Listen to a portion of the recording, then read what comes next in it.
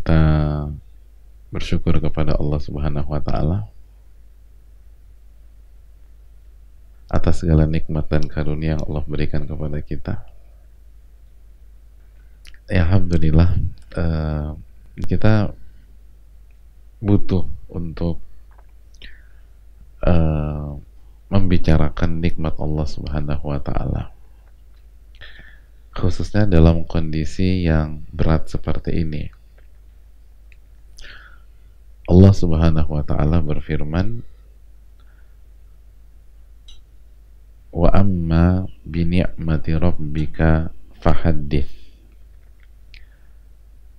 Adapun tentang nikmat Rabbmu, maka ceritakanlah. Karena dengan mengingat dan menceritakan nikmat Allah yang Allah berikan kepada kita, maka kita akan bersyukur. Kita akan bersyukur. Dan ketika kita bersyukur, maka kita akan optimis, akan tenang, akan bahagia, sesulit apapun masalah hidup kita hari ini, seberat apapun kondisi kita, walaupun kita nggak mendengar, bahkan tidak mendengarnya kita itu bisa jadi dirasa sebagai sebuah kenikmatan, ya kan? Di pertemuan yang lalu siapa yang bilang tuh bahwa menjadi teman tuli atau menjadi sosok tuli itu nikmat Allah Subhanahu wa taala. Jadi ternyata jadi tuli itu ada sisi kenikmatan. Ada sisi kenikmatan. Bukan untuk disesalkan. Karena orang-orang beriman itu begitu dapat masalah, mereka akan mengatakan, Rabbana ma khalaqta hadza batila subhanaka faqina adzabannar. Wahai Rabb kami, Engkau gak mungkin menciptakan sesuatu tanpa ada alasan, tanpa ada hikmah. Pasti ada hikmah, pasti ada pelajaran, pasti ada kebaikan. Subhanaka, maha suci Engkau dari menciptakan sesuatu tanpa ada kebaikannya. Jadi ketika Allah menciptakan kita dalam kondisi tuli, pasti banyak kebaikan. Cuman kita belum tahu saja itu. Kita belum tahu. Atau selama ini kita sibuk meratapi kekurangan, lupa berbicara tentang kenikmatan. Begitu.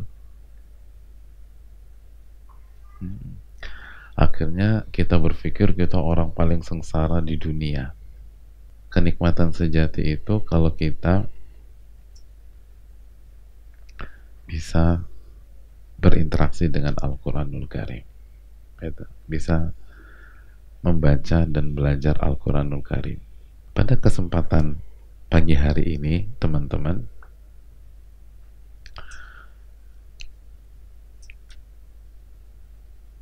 saya mau tanya,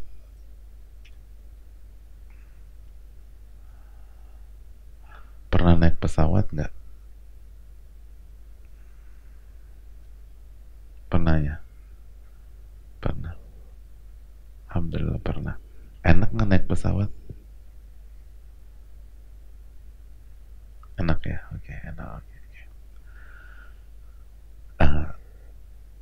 Saya ada pertanyaan nih. Apabila kita naik pesawat, naik pesawat, terus dapat tiket bisnis kelas,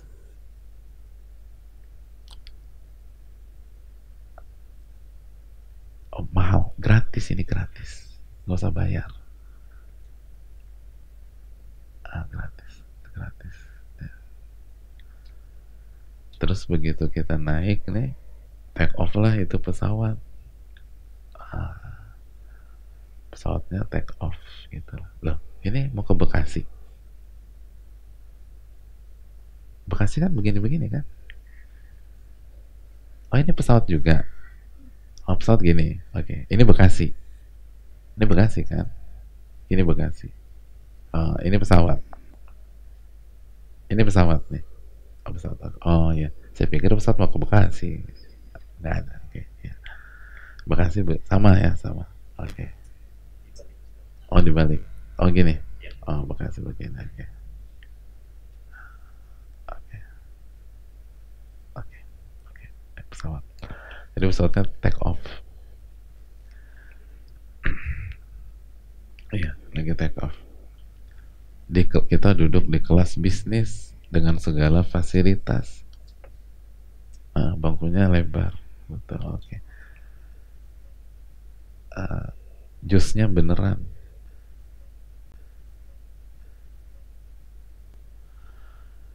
Nah, tiba-tiba pilotnya kasih pengumuman. Kata pilotnya, perhatian, perhatian. Saya kapten dan pilot pada penerbangan kali ini. Terus terang, saya bingung kita mau kemana. Jadi pilotnya nggak tahu mau kemana nih. Gitu. Bingung dia. Nggak tahu. Nah pertanyaannya, bagaimana perasaan kita pada saat kita duduk manis di kursi bisnis? Tenang atau gelisah? Jadi dalam kondisi seperti itu kita ketakutan dan kita galau, dan fasilitas bisnis tidak ada enak-enaknya. Kita nggak bisa menikmati fasilitas. Kenapa demikian? Karena pilotnya nggak tahu mau kemana. Itu penerbangan paling tidak mengenakan. Ketika seseorang tidak tahu tujuannya mau kemana, semua fasilitas jadi hambar, semua fasilitas jadi nggak ada rasanya, justru berubah jadi rasa takut dan paranoid. Takut kehabisan bahan bakar, takut jatuh, dan lain-lain. Nah, teman-teman, lalu bagaimana dengan seseorang yang ketika hidup tidak tahu tujuan hidupnya? Nah, itu. Tidak tahu tujuan hidupnya. Kalau tujuan penerbangan yang hanya beberapa jam saja, ketika pilotnya tidak tahu tujuannya, kita akan galau. Lalu mungkinkah kita bahagia dalam perjalanan hidup yang puluhan tahun, sedangkan kita tidak tahu tujuan hidup kita? Maka kita akan galau, kita akan sedih, karena kita tidak tahu tujuan hidup kita. Dari sini teman-teman sekalian, bahwa sedih, takut, dan galau itu bukan tentang pendengaran. Kalau tuli kita menjalani hidup dengan takut, dan kalau bisa mendengar kita menghadapi hidup dengan gembira, bukan. Tapi bahagia atau takut dan sedih itu dikaitkan dengan tahukah kita tujuan hidup kita. Ketika kita berkecukupan, kaya, bisa dengar gitu ya, punya fasilitas, tapi kita tidak tahu tujuan hidup kita, maka kita akan terombang-ambing. Pernah ngalamin pergi ke rumah temen tapi nggak tahu alamatnya terus nyasar, enak nggak rasanya? Nggak enak, nggak enak. Begitu juga ketika orang menjalani hidup karena nggak tahu tujuannya nyasar, itu nggak enak, itu nggak enak. Hidup itu nggak ada nikmat-nikmatnya, gitu. Maka kalau kita ingin bahagia di dunia dan akhirat, kita harus tahu tujuan hidup kita. Nah, saya mau tanya nih, apa tujuan hidup kita? Nah, teman-teman, ada dua tujuan hidup kita. Nah, ini kita harus resapi banget. Ada dua tujuan hidup. Kalau kita nggak tahu dua tujuan hidup ini, kita akan galau. Ya, yang pertama nih, tujuan hidup kita untuk mengenal Allah. Ah, ini. Mengenal siapa? Allah. Allah berfirman dalam surat At-Talaq ayat 12, Allahul ladzi khalaqa sab'a samawat. Allah lah yang menciptakan 7 langit. Wa minal ardi mithlahun, dan juga menciptakan 7 bumi seperti menciptakan 7 langit. Yatanazzalul amru bainahun, dan Allah Subhanahu wa taala menurunkan perintah dan takdirnya di sela-sela langit dan bumi tersebut. Jadi itulah apa yang kita alami setiap hari. Contohnya hari ini teman-teman macet gitu ya. Nah, itu ditakdirkan oleh Allah Subhanahu wa taala. Nah, tujuannya apa sih Allah takdirkan ini semua? Allah ciptakan kita dengan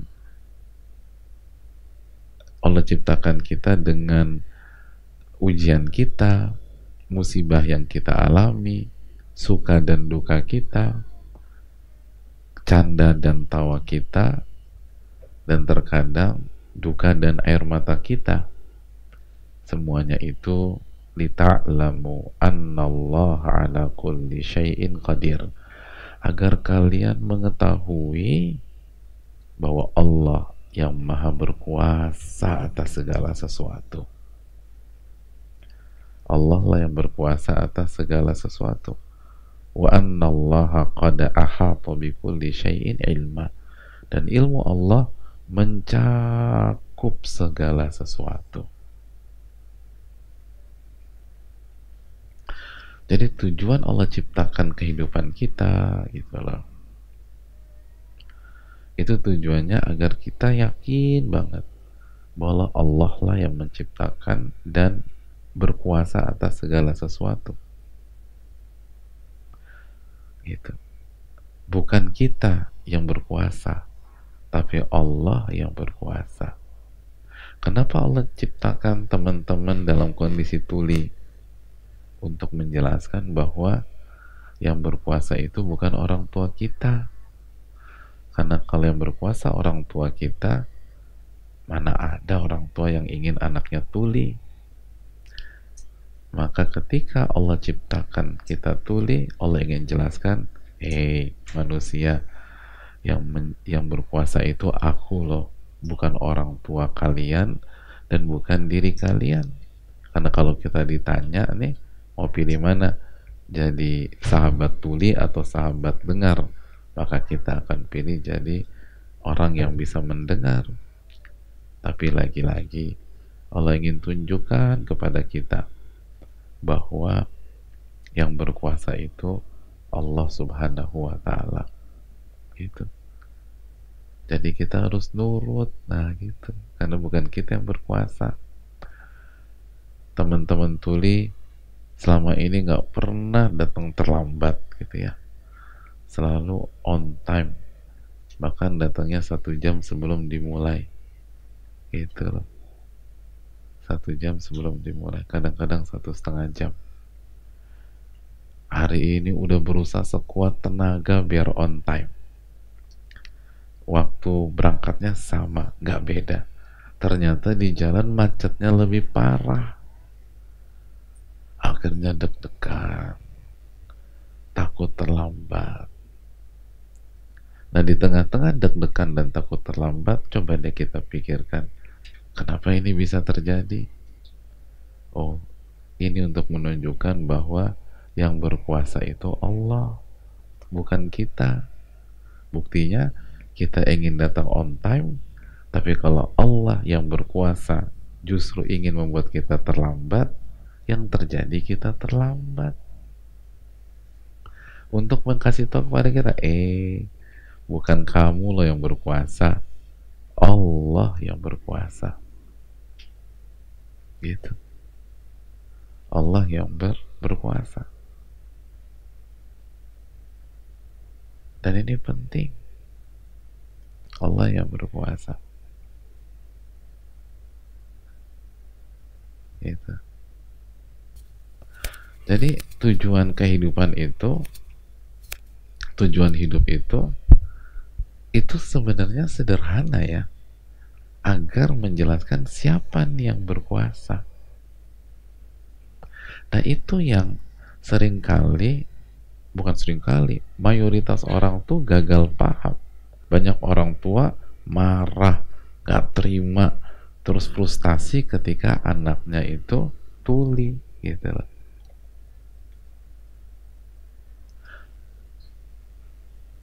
Kenapa mereka marah, frustasi ketika anak mereka tuli? Karena mereka nggak ngerti tujuan hidup, sehingga dia maksain diri, maksain kehendak. Padahal tujuan hidup itu adalah meyakini siapa yang berkuasa, gitu. Siapa yang berkuasa. Begitu orang tua yakin bahwa yang berkuasa adalah Allah, lalu Allah takdirkan anaknya tuli, maka dia akan plong dalam menerima takdir. Gitu. Jadi ketika anaknya lahir dalam kondisi tuli, plong aja dia, gitu. Kenapa? Karena dia tahu, bukan aku sebagai ibu yang berkuasa, tapi Allah lah yang berkuasa. Enak kita tuh. Tugas aku menjaga amanat anak yang lahir tuli ini, gitu loh. Bukan komplain, karena yang punya kuasa bukan aku.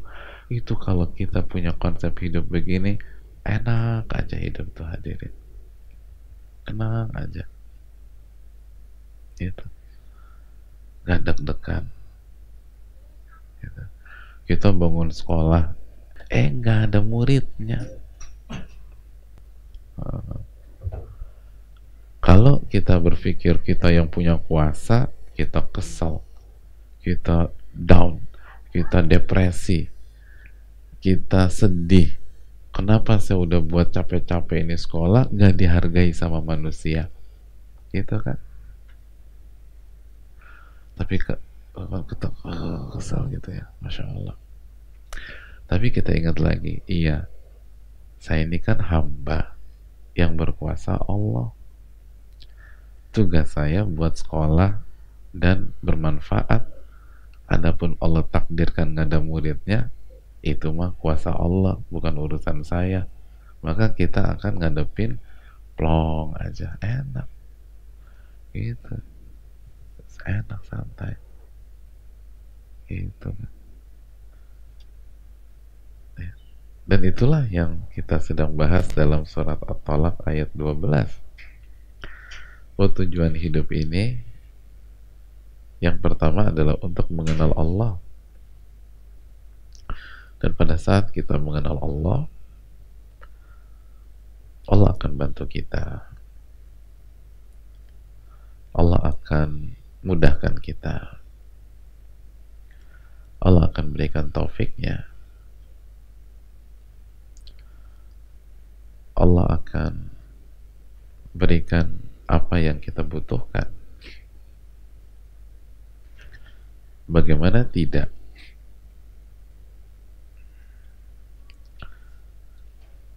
Jika seseorang mengenal bosnya dengan baik saja, maka dia akan mendapatkan tempat khusus di hati bosnya. Dan bosnya senang banget sama dia. Kenapa? Karena anak buah saya ini ngerti banget tentang saya.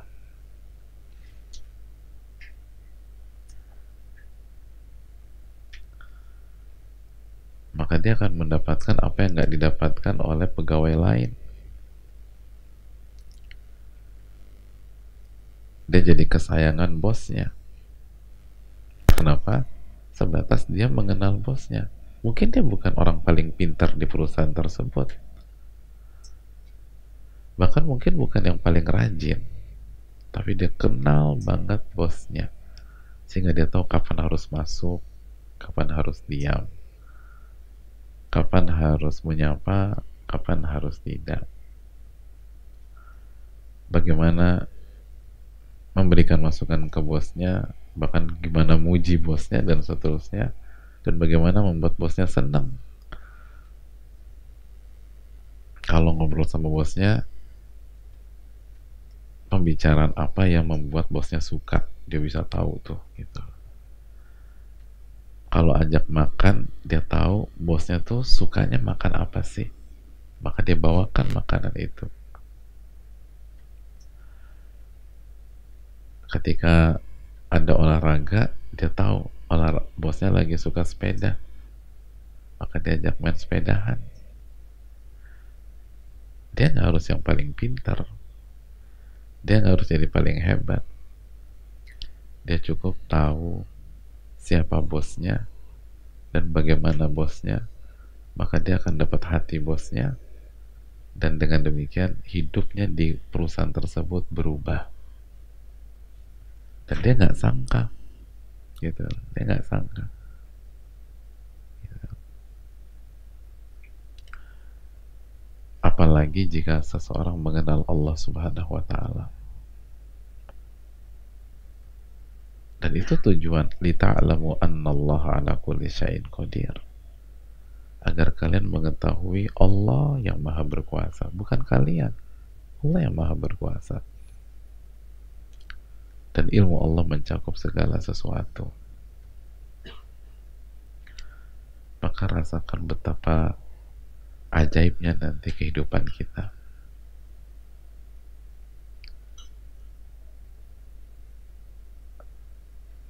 Dan itu akan membuat kita mencintai Allah. Kenapa kita nggak mencintai Allah, atau banyak orang nggak mencintai Allah?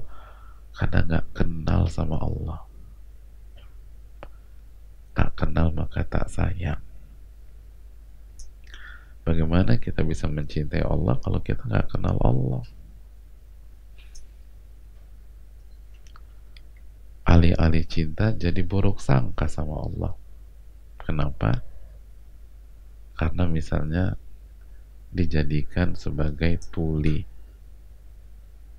Ketika ada seorang teman tuli tidak mengenal Allah, maka dia berpikir bahwa Allah sedang merendahkannya dengan dihilangkan pendengaran tersebut.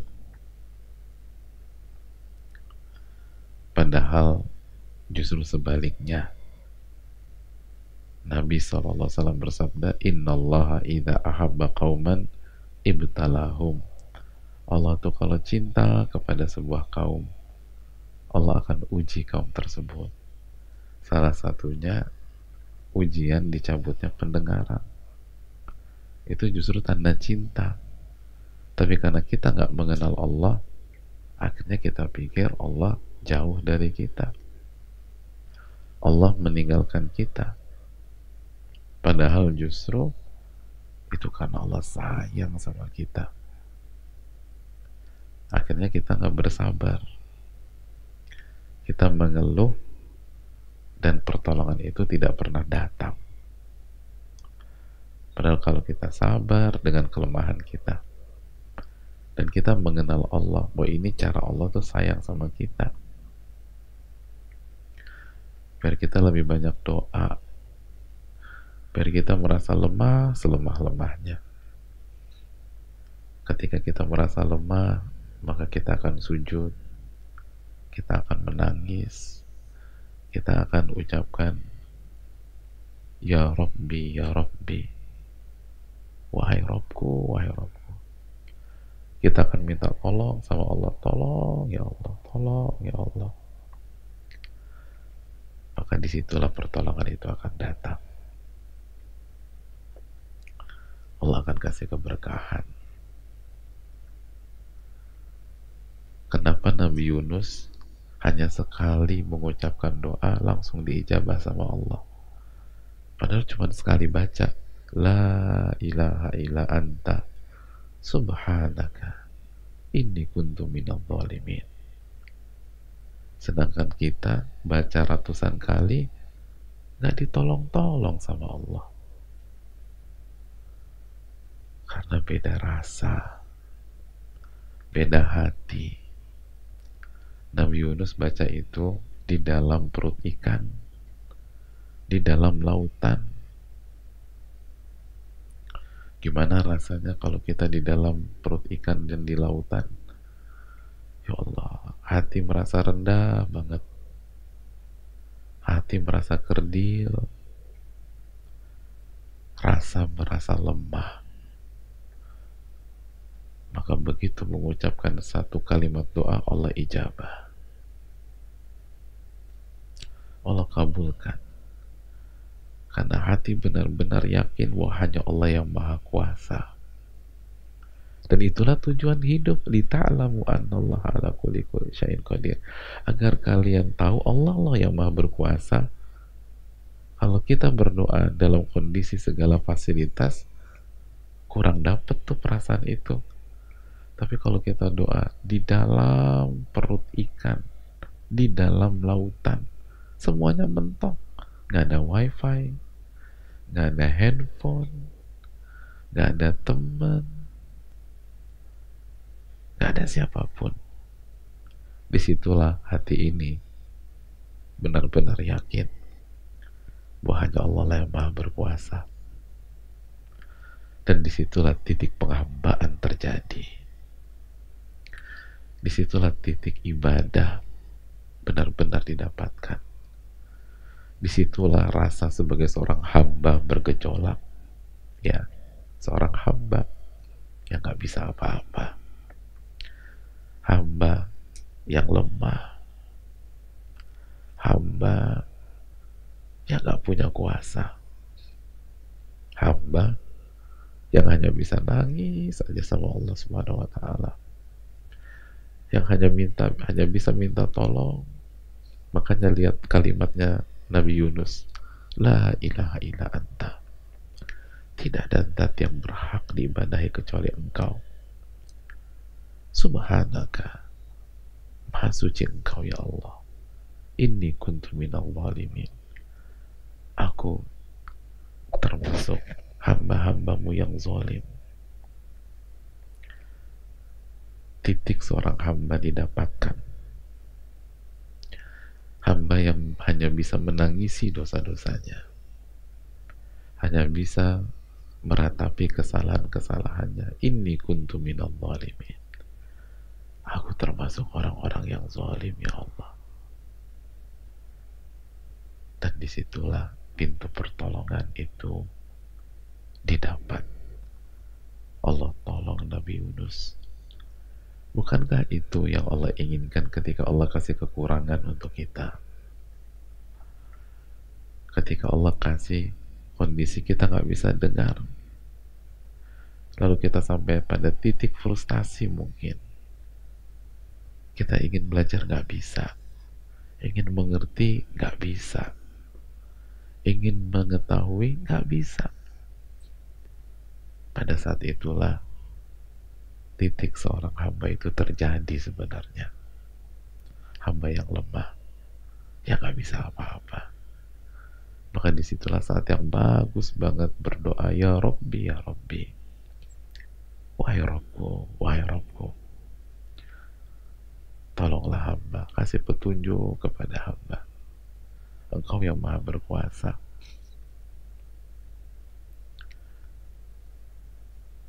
Dan itulah salah satu jawaban Allah ketika Allah pertemukan kita. Ini kuasa Allah subhanahu wa ta'ala. Annallah ala kulli syai'in qadir. Allah maha berkuasa mempertemukan kita semua. Tapi justru poin itu yang sering kita nggak dapatkan dalam setiap pertemuan. Justru keindahan itulah yang gagal kita pahami ketika kita ketemu seseorang yang berjasa kepada kita. Padahal disitulah kuasa Allah subhanahu wa ta'ala. Dan disitulah tujuan hidup tercapai. Dan kalau tujuan hidup tercapai, maka kita akan bahagia di dunia dan akhirat. Ini yang bisa disampaikan. Dan insya Allah kita akan bahas tujuan kedua di pertemuan yang akan datang. Wassalamualaikum warahmatullahi wabarakatuh.